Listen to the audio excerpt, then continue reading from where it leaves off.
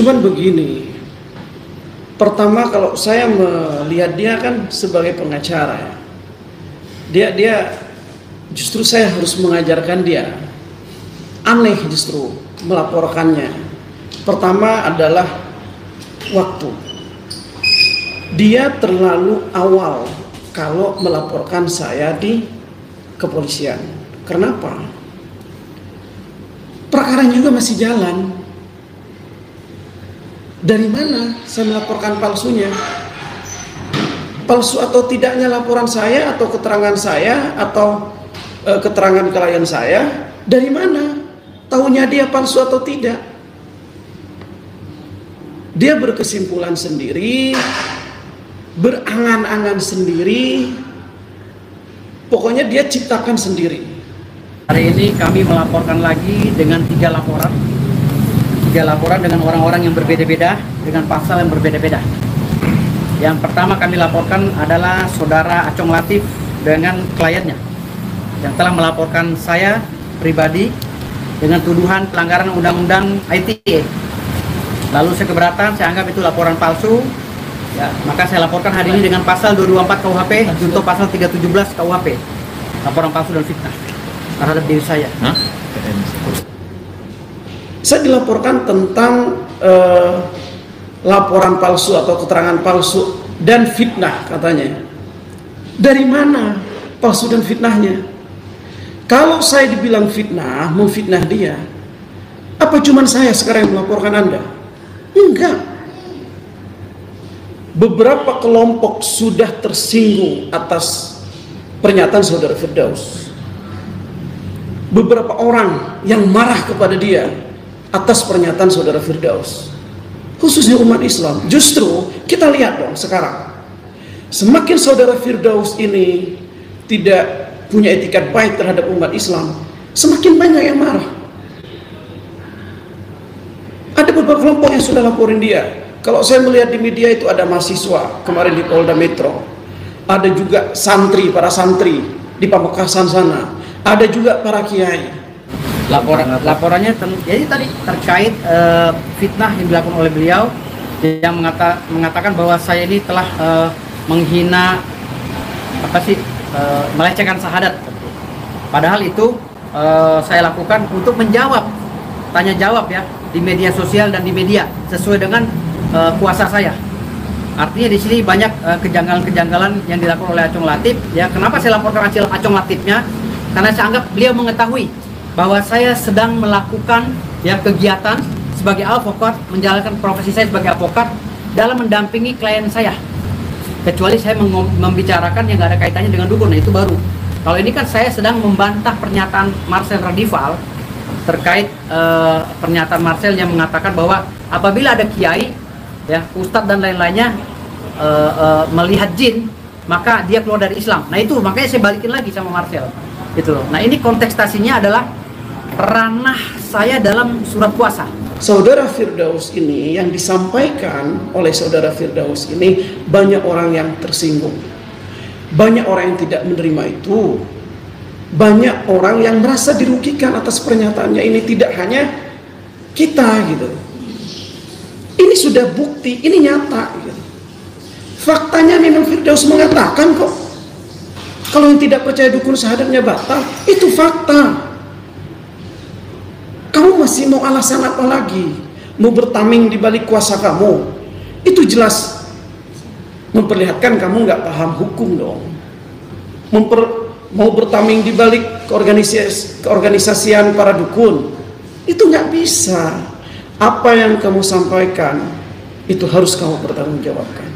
Nah, inilah yang saya bilang, saya melaporkan dia karena dia mengetahui, padahal dia mengetahui, seorang lawyer harusnya mengetahui bahwa saya di dalam lingkup kuasa dari organisasi dukun dan perorangan dukun itu sendiri. Artinya perjalanan antara saya jawab menjawab dan lain-lainnya itu adalah perjalanan saya sebagai lawyer.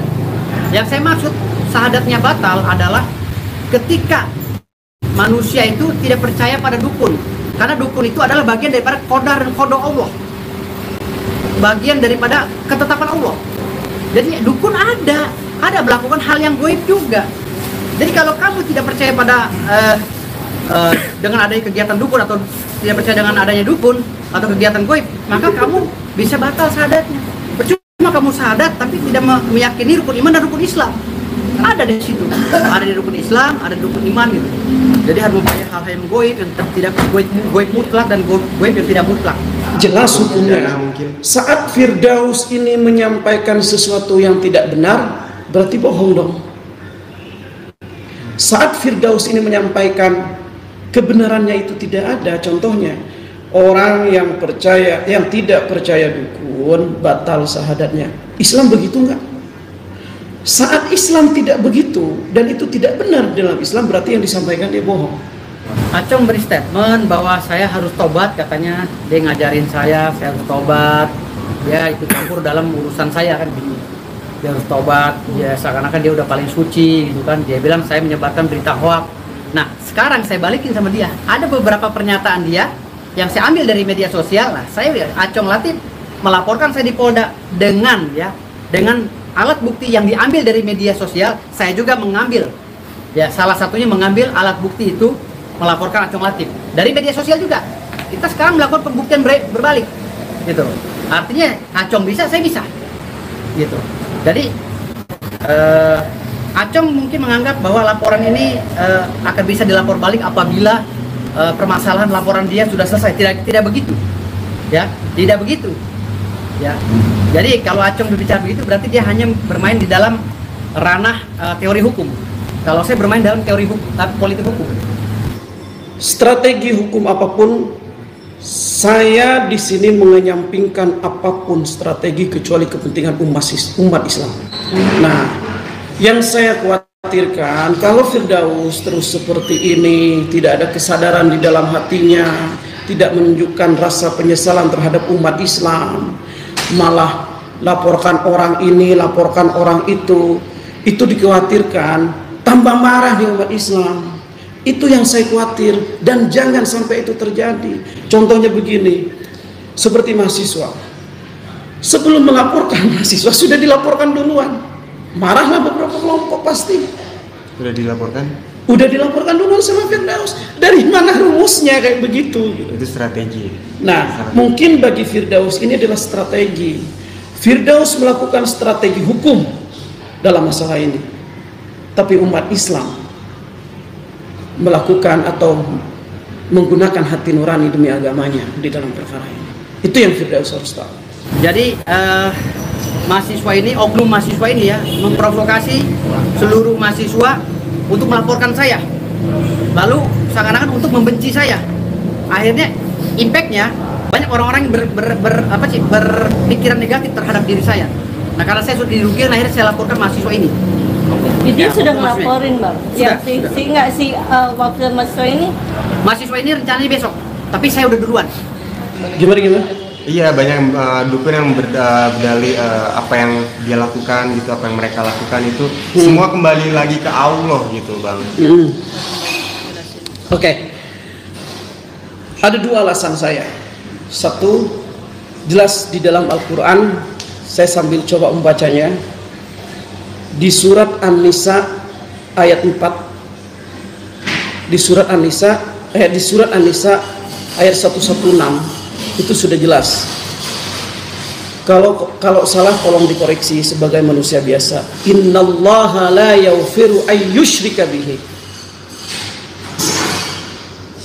Tidak, artinya Allah tidak memaafkan bagi orang-orang yang musyrik atau percaya selain Allah.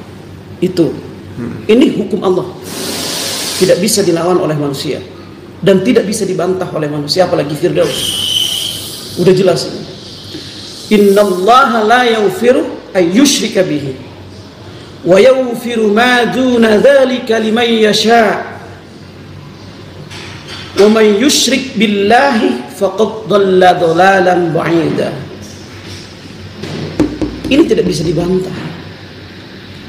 Kesimpulan dari ayat ini bahwa siapapun yang syirik atau percaya selain Allah itu sudah tidak dimaafkan. Itu secara hukum Islam, ini hukum Allah. Nah, ditegaskan lagi oleh MUI Fatwa nomor 2 tahun 2005 bahwa orang yang percaya terhadap perdukungan maka haram hukumnya. Itu fatwa MUI. Itulah yang saya bilang tadi, bukti ketidaktahuan Acong. Kan saya bilang, Acong lu belajar lagi jadi pengacara, jangan bikin malu. Gitu loh. Kan saya dibilang, Acong, sebaiknya kamu belajar lagi nak, biar kamu pinter. Terus statement-statement kamu tuh diketawain orang. Kamu meminta fatwa MUI lah untuk mecahin si dukun ini, untuk membatalin aktenya si dukun. Acong MUI nggak mau ngurusin kayak begini. Ini udah ada rule-nya. Belajar lagi ya nak ya. Nih tuh saya laporin kamu. Belajar Acong, kasihan sama klien kamu loh. Bener, kalau saya nggak main-main orangnya. Kan saya bilang, saya pengacara Ribo Dabo. Ya, di penjara siap, mendang siap, gebuk-gebukan juga siap. Bang, ini proses pelaporan abang terhadap Firdaus sudah sampai mana nih, Bang? Kita tinggal saksi-saksi, dan dalam waktu dekat pelapor akan menanyakan ke Polda Metro Jaya perkembangan kasusnya ini, dan kami yakin profesional, apalagi ini gaduh di masyarakat, banyak orang yang sudah melaporkan Firdaus gitu. Dan tidak hanya di Jakarta yang dilaporkan Firdaus ini, tidak hanya satu kelompok yang melaporkan Firdaus ini. Ya, saya berharap teman-teman atau penyidik nanti profesional seperti dengan harapan masyarakat khususnya. Iya, karena beliau itu menurut saya ini orang yang dengan sengaja ingin mencelakai saya bersama si Acong Latif. Dia sudah tahu, dan Acong Latif kadang sudah tahu saya memegang surat kuasa. Kenapa diteruskan laporan itu? Kenapa nggak tabayun dulu ke saya, atau minimal somasi dulu lah untuk mewujudkan hak saya, gitu loh, hak jawab saya. Tapi nggak dilakukan itu, karena ini kan semi sumir kalau menurut saya. Apalagi pasal 14, wow, pasal 14 10 tahun, gitu. Pasal 14 dan pasal berapa itu kemarin saya lihat, ada 3 pasal dimasukin. Waduh, benar-benar niat mau celakai saya. Tapi tujuan dari laporan pelapor, klien saya khususnya, mungkin juga teman-teman yang melaporkan lainnya ini tujuannya bukan untuk menyelakakan Firdaus seperti yang Firdaus bilang, oh Acong mau celakain saya, mereka ini mau celakain saya. Tidak. Tujuan mereka saya yakin untuk kesadaran Firdaus, biar Firdaus sadar, biar Firdaus tobat, mempertebal imannya dia, minta maaf secara tulus terhadap umat Islam, melewati pelapor-pelapor ini kan juga bisa, sehingga nanti bisa menjembatani dan mewakili juga menyampaikan kepada masyarakat ketulusan Firdaus ini terhadap Islam. Ya. Itu aja. Oke, itu aja ya. Thank you, Bro ya. Saya ngarah. Wasi. Ya. Wasi. Ini yang maksud saya tadi, dengan pemikiran Firdaus yang berlebihan meyakini sesuatu ini, sehingga orang lain yang tidak sepaham sama dia kan dianggap salah. Semua orang dilaporkan sama dia. Ada tokoh agama dilaporkan, Gus Miftah, ada beberapa artis dilaporkan sama dia. Intinya beberapa tokoh dilaporkan sama dia, yang menurut dia tidak sepaham dengan pemikirannya dia. Itu pemikiran yang berlebihan, yang menurut saya itu ya pemikiran primitif sih sebenarnya, seperti itu. Tidak berpikir seperti lawyer, tidak berpikir seperti pengacara lainnya, kalau menurut saya. Nah, bisa jadi ini nanti nih yang melaporin nih di daerah, di Madura, kiai ada beberapa kiai itu dilaporkan lagi sama Firdaus ini gitu. Itu kan hanya menimbulkan rasa saling tidak suka nanti, bukan menyelesaikan suatu masalah. Saya berharap di sini justru dengan hadirnya saya di sini menyelesaikan suatu permasalahan, bukan